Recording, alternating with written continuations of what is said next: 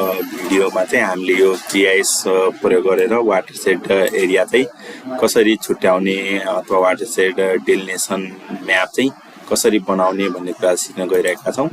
त्यसको लागि चाहिँ सुरुमा के चाहियो भन्दाखेरि एरिया अफ इन्ट्रेस्ट चाहियो। एरिया अफ इन्ट्रेस्ट भनेको अब मैले यहाँ सर्लाही डिस्ट्रिक्ट लिएको छु। सर्लाही डिस्ट्रिक्ट लिँदाखेरि यसरी यो चाहिँ सेभ फाइलबाट क्लिक गर्न पर्यो, डिस्ट्रिक्ट सेभ फाइलबाट त्यसरी ल्याएको छु। त्यसै गरी अनि यो सर्लाही डिस्ट्रिक्टलाई कभर हुने DEM फाइल पनि चाहियो। यो DEM फाइल पनि कहाँबाट डाउनलोड गर्ने भनेर अघिल्लो भिडियोमा पनि हालिदिएको छु, त्यहाँबाट तपाईहरुले डाउनलोड गर्न सक्नुहुनेछ। अब यसरी आयो। अब यहाँबाट चाहिँ हामीलाई चाहिएको भनेको यो एरिया अफ इन्ट्रेस्ट मात्रै, यो अरु चाहिएन भने चाहिँ अब यसलाई चाहिँ के गर्नु पर्यो भन्दाखेरि सर्चमा गएर एक्सट्र्याक्ट बाइ मार्क्स गर्न पर्यो। एक्सट्र्याक्ट बाइ मार्क्स गरिसकेपछि यसरी आउँछ। यहाँ इनपुट रास्टरमा चाहिँ यो हाल्न पर्यो र फिचर मार्क्स भनेको चाहिँ हामीले सर्लाही डिस्ट्रिक्ट हाल्न पर्यो। अनि त्यसपछि अब यसको आउटपुट चाहिँ यहाँ यसरी सर्लाही DEM भनेर मैले राख्छु। यसरी सर्लाही DEM यसरी सर्लाही DEM भनेर मैले राख्छु। यो यसरी राखिसकेपछि यहाँ सेभ गरिदिन्छु। यो आफूले आउटपुट रास्टर जहिले पनि मिलाएर राख्न पर्यो, आफूले काम हुने ठाउँमा राख्न पर्यो। अनि त्यहाँ यसरी राखिसकेपछि यो यसलाई अफ गरिदिनु पर्यो र यसलाई चाहिँ जुम टु लेयर गरिदिनु पर्यो। अब यति गरिसकेपछि अब हामीले के गर्नु पर्यो भन्दाखेरि यहाँ यो देखिराख्नु भएको छ आर्क टुलबक्स। यो मेन DEM फाइललाई अब रिमुभ गर्दै पनि हुन्छ। यो रिमुभ गर्दै यो सजिलोको लागि अब यहाँ यो आर्क टुलबक्स देखिराख्नु भएको छ। यो आर्क टुलबक्समा क्लिक गर्ने र यो आर्क टुलबक्समा गएर यो स्पेशियल एनालाइज टुलमा जाने। स्पेशियल एनालाइज टुलमा गएर हाइड्रोलोजी भन्नेमा जाने। हाइड्रोलोजीमा गएर यहाँ फिल भन्ने छ, यो फिल भन्नेमा क्लिक गर्नु पर्यो। अनि इनपुट सरफेस रास्टरमा चाहिँ यो सर्लाही DEM राखिदिनु पर्यो। अनि आउटपुटमा चाहिँ यहाँ अब यसको जे स्टेप हामीले फलो गर्दैछौँ त्यही नै लेख्न पर्यो। त्यो लेख्दाखेरि चाहिँ हामीलाई सजिलो हुन्छ। यसलाई फिल भनेर लेखिदिने अनि यहाँ ओके गरिदिए। अनि यो फिलको स्टेप पछि त्यसपछि फ्लो डिरेक्सन धेरै काम लाग्ने भनेको यहीँबाट हो सबै। अब फिल पनि भइसक्यो। अब यहाँ फ्लो डिरेक्सनमा क्लिक गर्छु। यहाँ फ्लो डिरेक्सनमा क्लिक गरेपछि अघिको फिल भन्नेलाई हाल्ने यहाँ इनपुट सरफेस रास्टरमा। अनि आउटपुट फ्लो डिरेक्सन रास्टरमा चाहिँ के गर्नु पर्यो भन्दाखेरि यसमा चाहिँ फ्लो डिरेक्सन भनेर गर्नु पर्यो। यसरी फ्लो डिरेक्सन गरेर राख्नु पर्यो। यहाँ अब कहिलेकाहीँ यो दिएन भने यो सानो रूप पनि राख्न पर्छ। यो कहिलेकाहीँ नामले पनि मिस्टेक गर्छ, नामले अब लियो। यो गरिसकेपछि यसलाई ओके गरिदिने। अब यो फ्लो डिरेक्सन पनि लिन्छ। अनि फ्लो डिरेक्सन लिइसकेपछि त्यसपछि फ्लो एकुमुलेसन भन्ने छ। यो फ्लो एकुमुलेसनमा क्लिक गर्न पर्यो। अब यहाँ इनपुट फ्लो डिरेक्सन भन्ने हाल्न पर्यो। यहाँ इनपुट फ्लो डिरेक्सनमा यहाँ फ्लो डिरेक्सन गरेर हालिदिनु पर्यो। एकुमुलेसनमा चाहिँ यहाँ फ्लो एकुमुलेसन गरिदिन पर्यो। फ्लो एकुमु यसरी लेखिदिने, यहाँ सेभ गरिदिने। अनि अरू केही पनि चलाउनु पर्दैन। यहाँ फ्लो एकुमुलेसन डिरेक्सन पनि आउँछ। यो फ्लो एकुमुलेसन डिरेक्सन पनि आइसकेपछि अब यहाँ आयो, फ्लो एकुमुलेसन डिरेक्सन पनि आयो। अब यसको लागि चाहिँ के गर्नु पर्यो भन्दाखेरि सुरुमा एउटा पोइन्ट सेभ फाइल बनाउनु पर्यो। अब पोइन्ट सेभ फाइल कहाँबाट बनाउने त भन्दाखेरि हामीले यो यहाँ क्याटालग भन्ने देखिरहेको छ। यहाँ क्याटालगमा जाने। क्याटालगमा गएर अहिले काम गरिरहेको फोल्डर चाहिँ कहाँ छ त भन्ने कुरा जानु पर्यो। अहिले काम गरिरहेको फोल्डर चाहिँ मैले यहाँ राखेको छु। यो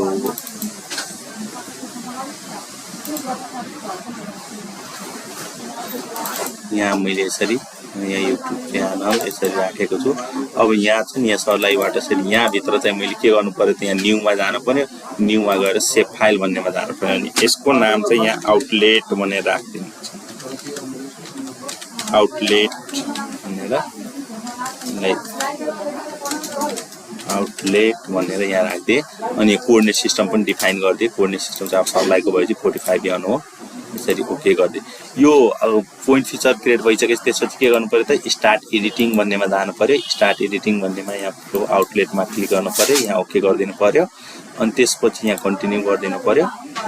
अनि अब यहाँ क्रिएट फिचर भन्नेमा जान्छ। क्रिएट फिचर चाहिँ कहाँ हुन्छ भन्दाखेरि यो एडिटर टुलबारको यहाँ छेउमा क्रिएट फिचर भन्ने छ। यहाँ क्रिएट फिचरमा यहाँ आउटलेटमा क्लिक गर्नुभएपछि यहाँ यसरी पोइन्ट भनेर आउँछ। यो पोइन्ट भन्नेमा यसरी क्लिक गरेर अनि त्यसपछि अब यहाँबाट देखिन्छ यो के अरे आउटलेट चाहिँ कहाँनिर छ त भनेर यहाँ देखिन्छ त्यहाँनिर लगेर क्लिक गर्न पर्यो अब यो जस्तै यहाँ यो खाली ठाउँ देखिरहेछ नि यही चाहिँ आउटलेट हुन सक्छ भनेर हाल्न पर्यो यहाँ यसरी अब यहाँ भएपछि यहाँ यसरी एकचोटि क्लिक गर्यो दुई ठाउँमा गर्न पर्यो यो एउटा भयो अनि अर्को भनेको चाहिँ अब यो डाउन स्ट्रिमको भयो अब अप स्ट्रिमको पनि हेरौँ अब अप स्ट्रिमको पनि यसरी जुम गरेर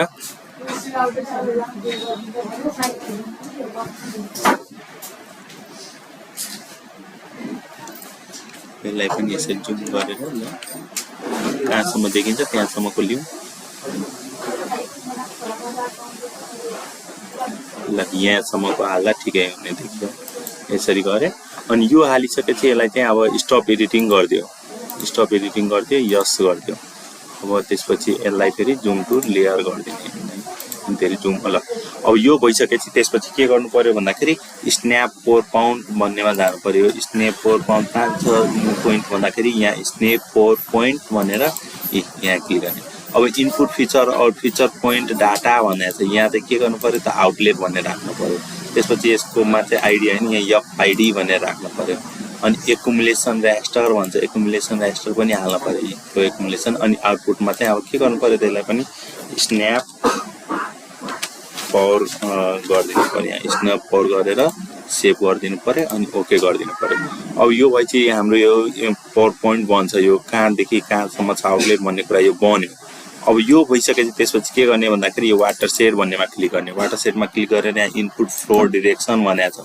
अब यहाँ फ्लो डिरेक्सन भनेको यो इनपुट फिचर और पोइन्ट भनेको छ यहाँ चाहिँ स्न्याप 4 भनेर हाल्ने अनि यहाँ चाहिँ अब वाटर शेड भनेर हाल्न पर्यो यहाँ वाटर शेड भनेर यसरी हालिसकेपछि यहाँ ओके गरिदिने अब यो भएपछि हाम्रो यो ठाउँमा चाहिँ कतिवटा वाटर शेड छ भन्ने कुरा चाहिँ यहाँ देखाउँछ यसले अब यहाँ हेर्नुस् है